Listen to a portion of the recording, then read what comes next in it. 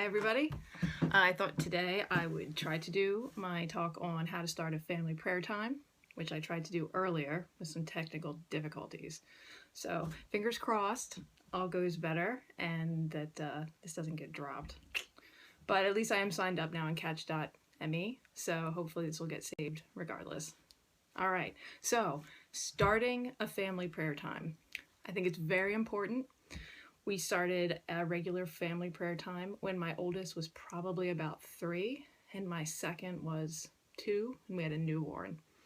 So we've been doing it for a long time now, probably at least 10 years. And it's really great for our family, and it brings us together every day to pray for a lot of things. It started a lot of great discussions. So I want to encourage people. I know there's a lot of people that would like to try it, but are sort of, how do they start? I feel like there has to be some magical way to go about doing this. And I just want to tell you that there isn't, and just give a couple pointers and what's worked for our family. So first and foremost, don't overthink it. Just do it. It doesn't have to be a magical time and place. Your kids don't have to be a certain age. Just say, you know what, today we're going to have a family prayer time, and just do it. And that's great. Today is the Feast of the Annunciation, moved from earlier. So, you know what? Here is a special occasion. Do it today. Start today if you're not already. And, it doesn't have to be anything major. Start small. When we started, we just did a decade of the Rosary, and that was it. And now my kids are much older, so we do a full Rosary. But we didn't start with that. It wasn't like with a 3-year-old and a 2-year-old. We were trying to do this deep scriptural rosary and meditate on everything and throw in all this. No, it was very simple and it was very small. And there were really, honestly, not that many tears at the beginning. I promise you.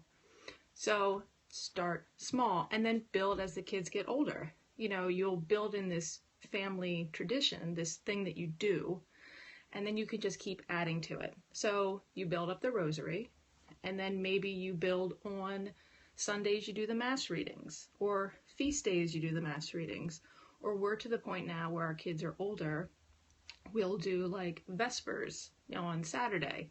So we'll do different hours, different prayers. If you want to get in the habit of saying the Angelus, get in the habit of saying the Angelus at the same time. So it's a great, short, simple prayer. And then add other prayers as the kids get older. So don't look at it as you have to start with this great big thing right now. You can start real small and build as your kids get older. But it is important to pick a consistent time. So look at your schedule and look at a time of day when you can consistently come together as a family and pray. Maybe it's first thing in the morning around the breakfast table. Maybe you guys all have lunch together. Maybe right after school in the afternoon. For us, it's always worked. We say our prayers together as a family right before bed at night. And that's just stuck. We've tried to change it a couple times and it's stuck. So pick a time when everyone always seems to be around. That'll probably be harder as you have older times. If you have older kids, it might be harder to find a time that suits, because maybe you've got all these activities now.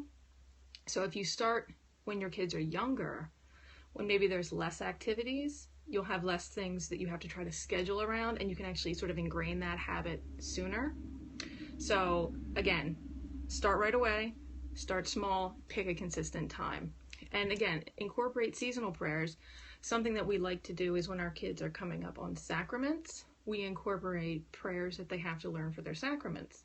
So Fulton is making First Holy Communion this year, so we've been working with him, especially on the act of contrition. And so we've just thrown that into family prayers. And then in 2 years, when Teddy comes up for his sacrament, he's already going to have heard this prayer several times. And Fulton did too, because we incorporated the act of contrition when Addie made her First Holy Communion, when Byron, when Edie. Okay, so the kids get familiar with it. It becomes easier for your younger kids to learn the prayers also, because they've heard them so many times. And also, we always offer our family prayers for certain intentions, for certain people, for souls, things like that. And that's great for your kids to see that, and learn about people, friends, family that maybe need prayers, and what can you do to help these people. And you're all coming together and praying for certain things. And I think that's important for kids to see them. It helps them learn to pray for other people, learn for, to pray for other souls. And it also teaches kids that prayer isn't just something that happens at church. It's not just a Sunday thing. Talking to God isn't a Sunday thing.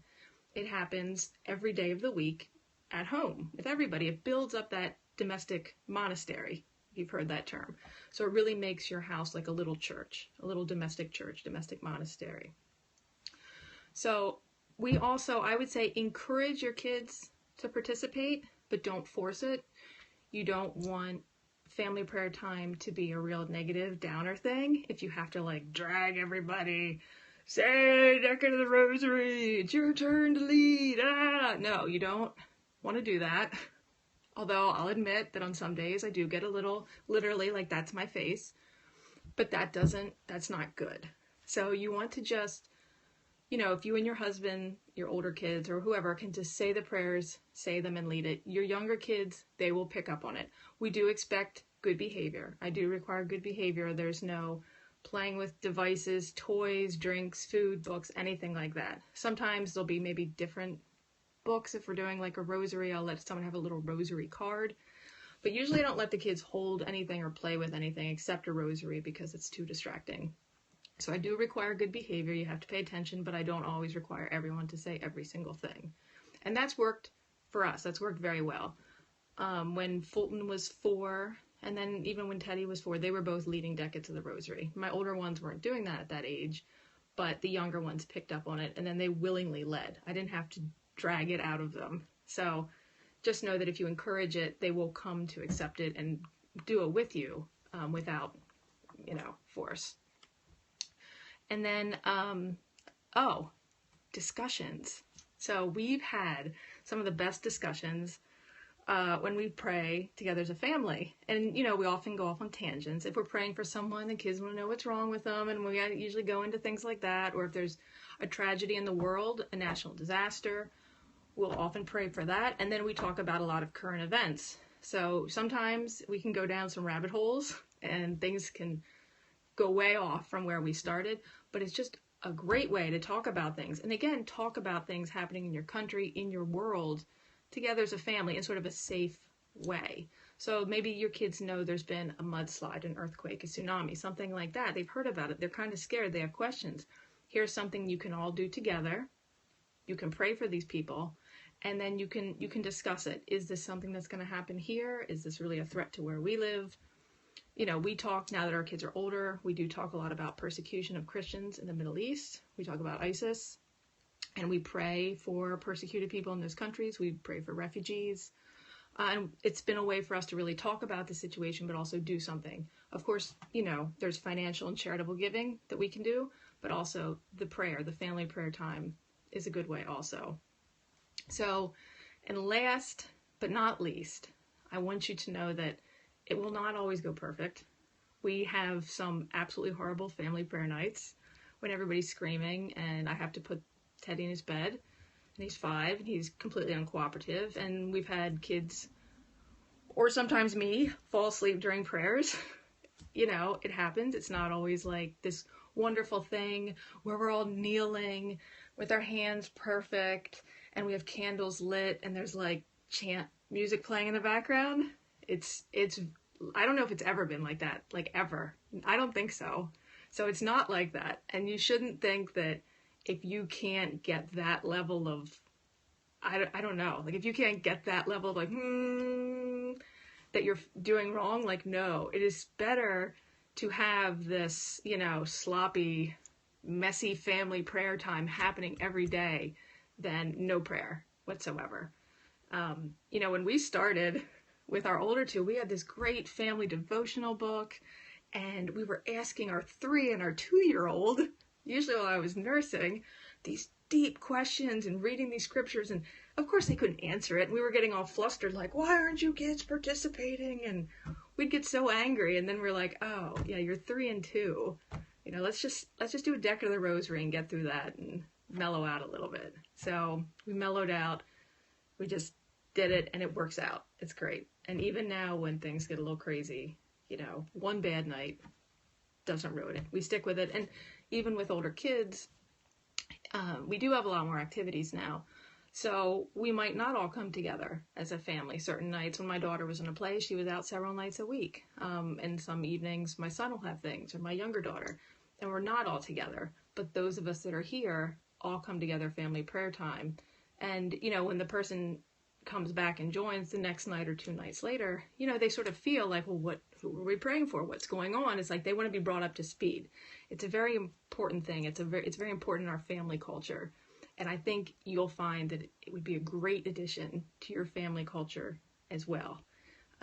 If you grew up not doing it in your own family, it may seem weird for a bit, but I assure you, it will become second nature, and you won't think about it, and it'll be great. You'll be glad you did it, and I hope this video is helpful in some way to get you started. I've also blogged about starting a family prayer time on my blog, thisain'tthelyceum.org, and if all this pre-recording works, it'll be up on YouTube. You can ask questions there. And a formula, someone questioned here, last minute question, formula for getting started, just do it. That's my formula, just start. Just pick a time, then you're all together as a family, and start. Something small, something simple. Oh, one other thing. I know I've also gotten questions from families. It's just a mother or just a father who wants to try to bring the kids up in a faith, and maybe the spouse is not of the same faith. And they want to know how to do a prayer time when they don't have necessarily a supportive spouse. In that regard, you know, talk to your spouse. How do they feel about doing a family prayer time? Would they like to just sit there while you do a family prayer time with the kids? Or would they like to maybe go in a different room while you're doing a prayer time? Or maybe they're against it and they don't want you doing some sort of set things with the kids. So discuss it with your spouse, see where they stand, and go from there. If it's something where you absolutely positively cannot bring your kids together with yourself and your spouse and do it as a family, I would just advise you to pray yourself and make your prayers visible to your children. You can always pray a rosary at the same time every day. And you can always say, you know, you can read from a missal, you can read from certain books, you can do things, and you can invite your kids to join you. You don't need to make it a formal thing. And they'll just also pick up on your prayer life and what you're doing. So you can do that as well. I know some people have done this, done things on their own with their children, and the reluctant spouse has come around. So always hold out hope that you can make it eventually a family thing. So that is all for today. I hope that is helpful. If you have any questions, please drop me a line, send me a tweet. Thank you, everybody. Looking forward to another talk sometime soon.